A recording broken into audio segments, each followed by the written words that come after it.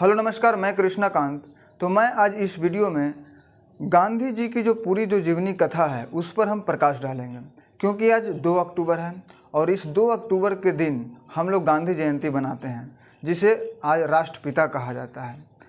तो आप इस वीडियो को पूरी देखिए, इस वीडियो को पूरा आप देखिएगा तो कुछ ना कुछ आपको नॉलेज ज़रूर मिलेगी। और जो भी कंपटीशन की जो तैयारी करते हैं उनको तो खास करके नॉलेज मिलेगी। तो देखिए, महात्मा गांधी जी के बारे में तो इस सोशल मीडिया पर बहुत सी आलोचनाएं की गई हैं। तो चलिए बिना देर के हुए हम लोग वीडियो को शुरू करते हैं। तो देखिए, महात्मा गांधी जी का जो जीवन है बहुत रोचक रहा है। तो जानते हैं हम लोग सबसे पहले कि महात्मा गांधी जी का जन्म कब हुआ था और कहाँ हुआ था। तो देखिए, महात्मा गांधी जी का जन्म 2 अक्टूबर 1869 को गुजरात के पोरबंदर में हुआ था। उन्हें लोग मोहन के नाम से बुलाते थे। वह छः, उनके मतलब भाई बहन मिलाकर के वो छः थे और छः में वो सबसे छोटे थे। संयुक्त परिवार में उनके चाचा चाची चचेरे भाई भी उनके साथ ही रहते थे। मोहन के पिता शहर के दीवान थे, जो कि वो पोरबंदर में ही थे। दीवान वो अधिकारी होता है जो लोगों के बीच समस्याओं को सुलझाता है, बिल्कुल एक जज की तरह।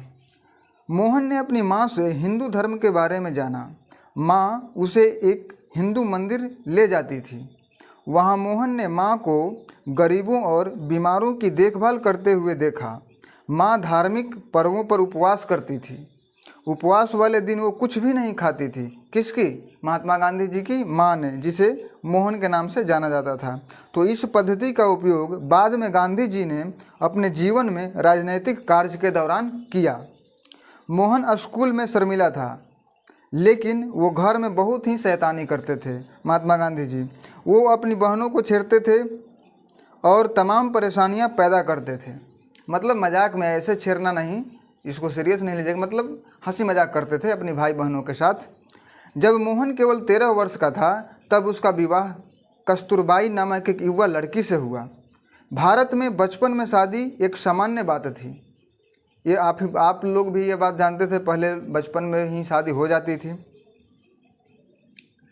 जब तक कस्तूरबाई ने स्कूल खत्म नहीं किया तब तक दोनों अपने माता पिता के घर में अलग अलग ही रहे। मतलब कि वो लड़की वो अपने घर, मायके घर अलग में रहे और ये गांधी जी जो अलग रहते थे। 15 वर्ष की आयु में मोहन ने धूम्रपान करने की कोशिश की और उसने अपने नौकर के पैसे चुराए। फिर उसने अपने भाई के गहने का एक टुकड़ा चुराया। लेकिन मोहन को ऐसी बातें बहुत बुरी लगी। उनको बहुत बुरी लगी कि हम एक कैसा काम कर रहे हैं। अंदर से उनको गिलानी महसूस हुई। तो उसने अपने पिता को एक नोट लिखकर, नोट मतलब कैसे पत्र होता है वैसे ही नोट लिखकर अपनी सारी करतूतों के बारे में बताया। उसने पिता से सज़ा देने को कहा मतलब बोले मोहन कि पिताजी आप हमें सज़ा दीजिए, हमने एक गलत काम किया है। तो लेकिन उसके पिता ने बिल्कुल उल्टा किया। गांधी जी के जो पिता थे वो बिल्कुल उल्टा किए। तो गांधी को तब बहुत ही आश्चर्य हुआ और उसके पिता रोने लगे। गांधी जी के जो पिता थे वो रोने लगे। सज़ा देने के बजाय पिता ने मोहन को माफ़ कर दिया। तो यह एक ऐसा सबक था जिसे मोहन कभी नहीं भूल पाया। क्षमा क्या होता है? आपको एक उदाहरण के तौर पर समझा रहे हैं। क्षमा क्या होता है? जैसे कि मान लीजिए कि आपका एक आम का बगीचा है और उस आम के बागीचे में आपने आम तोड़ा उसको पकाने के लिए और मार्केट में बेचने के लिए। तो आपका दोस्त जो है वो 10 या 15 आम चोरी करके लेकर चला गया और खा गया। तो आप उससे क्या कहेंगे? आप मान लीजिए कि उसको कहें कि छोड़िए, जाने दीजिए, खा लिया, कोई दिक्कत नहीं है, मतलब क्षमा कर दिए, मतलब कोई दिक्कत नहीं, कोई बात नहीं, चलिए ले लिया तो कोई बात नहीं। इसका मतलब क्या हुआ कि आपने उसको क्षमा कर दिया और उसको सुधारने के लिए एक मौका दिया है आपने। हिंदू लोग जाति व्यवस्था में विश्वास करते थे। उनका मानना था कि कुछ लोग दूसरों से बेहतर होते हैं। हिंदू समाज ने लोगों को 4 समूहों में विभाजित किया: ब्राह्मण, क्षत्रिय, वैश्य और शूद्र। उसमें शूद्र, जिसको अछूत कहा जाता था, सबसे गरीब लोग थे। मतलब शूद्र जो थे वो सबसे गरीब लोग थे, उनसे कोई बात तक नहीं करता था। मोहन का परिवार व्यापारियों की जाति से संबंधित था, जो कि मतलब वैश्य के अंतर्गत आते थे। जब वे 18 वर्ष के थे तब मोहन के परिवार ने उन्हें इंग्लैंड के एक कॉलेज में भेजने का फैसला किया। उस समय इंग्लैंड का भारत पर शासन था। उस समय क्या था? इंग्लैंड का भारत पर शासन था। जब व्यापारी जाति के नेताओं को इसका पता चला तो वो क्रोधित हुए, क्योंकि उनकी जाति का कोई भी व्यक्ति कभी भी पढ़ाई के लिए देश से बाहर नहीं गए थे। लेकिन मोहन अपनी बात पर अड़ गया और उसने कहा कि वो किसी भी हालात में विदेश जाएगा। नेताओं ने मोहन को व्यापारी जाति से निष्कासित कर दिया।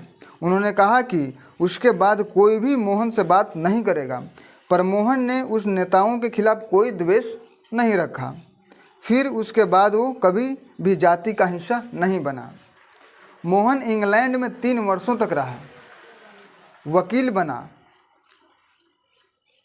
उसने अपनी माँ से वादा किया था कि वो मांस नहीं खाएगा और ना ही शराब पिएगा। उसने अपने दोनों वादे निभाए। महात्मा गांधी जी ने अपने माँ के दिए हुए वादे को निभाया। इंग्लैंड में उसे शाकाहारी बने रहने में काफ़ी परेशानी हुई, क्योंकि वहाँ सभी लोग मांस खाते थे। पहले कुछ महीनों वो रोटी, दलिया और कोको पर जीवित रहा। अंत में उसे एक शाकाहारी होटल मिला जहाँ उसे मनपसंद भोजन खाने को मिला। मोहन जीवन भर शाकाहारी बना रहा। उसने केवल फल, सब्जियां और रोटी ही खाई। इंग्लैंड में गांधी जी की पैदल ही चलते थे। उनकी आदत थी पैदल चलने की। वो लंदन में हर जगह पैदल चलकर जाते थे। इस आदत से उनसे क्या होता था, ये आदत था, जो पैदल चलने की जो आदत थी, उनसे उनके पास पैसे भी बचती थी और सेहत भी अच्छी रहती थी। वर्षों बाद वो खुद से बहुत कम उम्र के लोगों से भी अधिक तेज दूर चल सकता था। मोहन का पढ़ाई में प्रदर्शन अच्छा रहा। उसने दुनिया के बारे में भी बहुत कुछ सीखा। उसने अंग्रेजी भाषा का अच्छी तरह से उपयोग करना सीखा। इंग्लैंड में वो कई अलग अलग लोगों से मिले। मोहन ने कई अखबार पढ़े जो उसने घर पर कभी नहीं पढ़े थे। गांधी ने अन्य धर्मों का भी अध्ययन किया। वह पहाड़ पर दिए यीशु के उपदेश से बहुत प्रभावित हुए। 1891 में गांधी इंग्लैंड से लौटे। ये बात आप नोट कर लीजिए। अगर आप कंपटीशन की तैयारी करते हैं, आप ये वीडियो देख रहे हैं, सुन रहे हैं, तो ये चीज़ आप नोट कर लीजिए कि 1891 ईस्वी में गांधी जी इंग्लैंड से लौटे। उन्हें घर आने की बहुत खुशी थी। मतलब आप भी अगर सोचिए कि अगर कहीं आप बाहर जाते हैं, कोई भी व्यक्ति जाता है कमाने, तो उधर से आता है घर पे आने के लिए, तो कितना बहुत खुश रहता है कि आज हम घर जा रहे हैं। लेकिन एक बुरी खबर गांधी जी का इंतज़ार कर रही थी। इंग्लैंड छोड़ने से कुछ महीने पहले ही उनकी माँ की मृत्यु हो चुकी थी। इससे गांधी जी बहुत उदास हुए। उनकी माँ को अब यह कभी नहीं पता चलेगा कि उसने अपने वादे निभाए थे और अपनी कानून की डिग्री पूरी की थी। जब गांधी जी ने भारत में एक वकील के रूप में काम किया तो उसमें बहुत सफल नहीं हुए, क्योंकि वे अंग्रेजी कानून जानते थे, भारतीय कानून नहीं जानते थे, भारत के कानून नहीं जानते थे। 1893 में एक केस को संभालने के लिए उन्हें दक्षिण अफ्रीका भेजा गया। दक्षिण अफ्रीका में एक भारतीय के लिए रहना आसान नहीं था। दक्षिण अफ्रीका के कुछ हिस्सों में भारतीयों के पास न तो ज़मीन थी और न ही कोई व्यवसाय। उनके लिए रात में 9 बजे के बाद टहलना भी वर्जित था। एक दिन की बात है कि गांधी जी फर्स्ट क्लास के टिकट के साथ ट्रेन में सवार हुए। क्योंकि वो गोरे नहीं थे, इसीलिए उनसे फर्स्ट क्लास का डिब्बा छोड़ने को कहा गया। मतलब कि वो टिकट लिए हुए थे फर्स्ट क्लास डिब्बे का और उसमें चढ़ गए, तो लोगों ने उनको फर्स्ट क्लास डिब्बे से उतार दिया। किस लिए? क्योंकि वो गोरे नहीं थे। और जब गांधी जी ने इनका विरोध किया तो एक पुलिसकर्मी ने उसे धक्का मारकर ट्रेन से बाहर निकाल दिया। तो गांधी जी ने उस दिन क्या हुआ, भर रात प्लेटफार्म पर ही गुजारे। गांधी जी लगभग 20 वर्षों तक दक्षिण अफ्रीका में रहे। वो अपनी पत्नी को वहाँ अपने साथ रहने के लिए ले गए। गांधी जी वहाँ रहने वाले भारतीयों के बीच एक नेता बन गए। उन्होंने भारतीय लोगों के जीवन को आसान बनाने के लिए कड़ी मेहनत की और एक समाचार पत्र शुरू किया। उन्होंने एक बड़ा फार्मा खरीदा जहाँ भारतीयों ने एक दूसरे की मदद करने के लिए मिलकर काम किया। उन्होंने अपने कपड़े खुद बनाए और ज़मीन पर खेती की। उन्होंने संतरे उगाए, रोटी के लिए गेहूँ उगाए, अपने खुद से उगाए। दक्षिण अफ्रीकी सरकार ने भारतीय को एक विशेष कर चुकाने का आदेश दिया। जब गांधी जी ने लोगों से उस टैक्स का भुगतान न करने को कहा तो भारतीय उनकी बात को सुनी, उनकी बात को मानी। जब गांधी जी ने टैक्स का भुगतान करने से इनकार किया तो जनरल स्मटस नाम के पुलिस अफसर ने उन्हें जेल में डाल दिया। गांधी जी को जेल जाने से कोई एतराज़ नहीं था। उन्होंने जेल में अपना समय सोचने और किताबें पढ़ने के लिए उपयोग किया। गांधी जी ने एक जोड़ी सैंडल भी बनाई जिन्हें उन्होंने फार्म पर बनाना सीखा था। अंत में सार्वजनिक नाराजगी के दबाव ने गांधी जी को छोड़ दिया गया। गांधी जी ने दक्षिण अफ्रीका तब तक नहीं छोड़ा जब तक कि सरकार ने भारतीयों को स्वतंत्रता देने वाला कानून पास नहीं किया। क्षमा के संकेत के रूप में गांधी ने जनरल स्मटस को जेल में बनाए गए सैंडल की एक जोड़ी भेंट की, जैसे कि आप चित्र में देख रहे हैं, जो कि जनरल को एक सैंडल जो गांधी जी जो बनाए थे वो दिए हुए हैं। गांधी ने बुराई से लड़ने का एक नया तरीका ढूंढा। उसका नाम था सत्याग्रह, जिसका अर्थ है सत्य का बल। कई लोग इसे शांतिपूर्ण प्रतिरोध भी कहते हैं। गांधी बंदूक या हाथापाई में विश्वास नहीं करते थे। उनका मानना था कि किसी से लड़ने का सबसे अच्छा तरीका तुम वो मत करो जो वो तुमसे करवाना चाहता है। मतलब समझे आप, तुम वो मत करो जो वो तुमसे करवाना चाहता है। 1911 में जब गांधी जी भारत लौटे तब देश में अंग्रेज़ों का शासन था। अंग्रेज़ों की दिलचस्पी भारत की संपदा, उसके मसाले, कपड़े, अन्य सामान के भंडार पर थी। उन्होंने भारत से इन उत्पादकों को लिया और फिर लोगों को उसी सामान को वापस उचित मूल्यों पर खरीदने पर मजबूर कर दिया। गांधी जी चाहते थे कि अंग्रेज भारत को भारतीय लोगों को वापस कर दे। मतलब आप समझे, मतलब ये कि महात्मा गांधी जी चाहते थे कि भारत को भारतीय लोगों को वापस कर दे। अंग्रेज जो है वो भारत को भारतीय लोगों को वापस कर दे। वो चाहते थे कि भारतीय अपने देश पर खुद शासन करें। अपने शेष जीवन में उन्होंने इस लक्ष्य को हासिल करने के लिए काम किया। लेकिन इन सबसे ऊपर गांधी जी चाहते थे कि इन नए भारत में सभी लोग समान हों, कोई भी व्यक्ति अछूत ना हो। गांधी ने एक वकील के रूप में काफ़ी पैसे कमाए, लेकिन उन्होंने एक सरल जीवन जीने का फैसला किया। यह काम उनकी पत्नी और परिवार के लिए कठिन था। उन्होंने गरीबों की मदद करने में अपना सारा पैसा लगा दिया। गांधी जी हर जगह पैदल चल जाते थे। उनके पास जो एकमात्र कपड़े थे, एक थी सैंडल और एक धोती। उन्होंने पूरे देश की यात्रा की और लोगों की असली ज़रूरतों का पता लगाया। गांधी छोटे कद के एक दुबले पतले इंसान थे जो चश्मा पहनते थे। भारत में हर कोई उनसे प्यार करने लगा। लोगों उन्हें महात्मा नाम से बुलाने लगे, जिसका अर्थ था महान आत्मा, क्योंकि गांधी बहुत नेक दिल इंसान थे। इसीलिए बहुत लोगों ने उन्हें संत मानते थे। गांधी को लोगों द्वारा उन्हें संत समझना ठीक नहीं लगता था। एक बार गांधी के साथ एक बार की घटना है। गांधी जी के साथ क्या हुआ कि ट्रेन में सवार एक व्यक्ति प्लेटफॉर्म से गिर गया, लेकिन उसे कोई खास चोट नहीं आई। उस आदमी ने दावा किया कि उसे इसीलिए कोई चोट नहीं आई क्योंकि वो एक संत के बगल में बैठा था। तो गांधी जी ने कहा कि अगर ये सच था तो फिर तुम गिरते ही क्यों। गांधी जी ने महसूस किया कि भारत को आज़ाद होने के लिए भारतीय लोगों को कोई ब्रिटिश सामान नहीं खरीदना चाहिए। उन्होंने लोगों से इंग्लैंड में बने कपड़े खरीदने को मना किया। जहाँ भी गांधी जी गए उन्होंने लोगों को चरखा दिया ताकि वो अपने कपड़े खुद बना सकें। गांधी जी चाहते थे कि उनके लोग आत्मनिर्भर बने ताकि उन्हें अंग्रेज़ों की ज़रूरत न पड़े। सभी को नमक चाहिए। नमक पूरे देश के समुद्री तटों पर बनता है। नमक समुद्र से आता है। अंग्रेज़ों ने भारतीयों को इस नमक को इकट्ठा करने की अनुमति नहीं दी।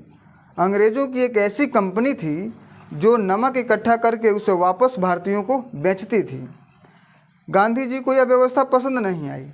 उन्होंने एक आंदोलन शुरू किया जो कि नमक यात्रा के नाम से जाना जाता है। हजारों लोग गांधी जी के साथ समुद्र तट पर गए। वहाँ उन्होंने एक मुट्ठी नमक उठाया। उनके सभी अनुयायियों ने भी ऐसा ही किया। ब्रिटिश सरकार जो था उन्हें गिरफ्तार किया। जब गांधी को गिरफ्तार किया गया तब भी लोगों ने गांधी की बात ही मानी। ऐसा नहीं कि गांधी जी की बात को टाल दिया गया।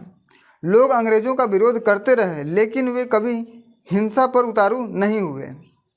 1931 में गांधी को टाइम पत्रिका ने मैन ऑफ द ईयर चुना।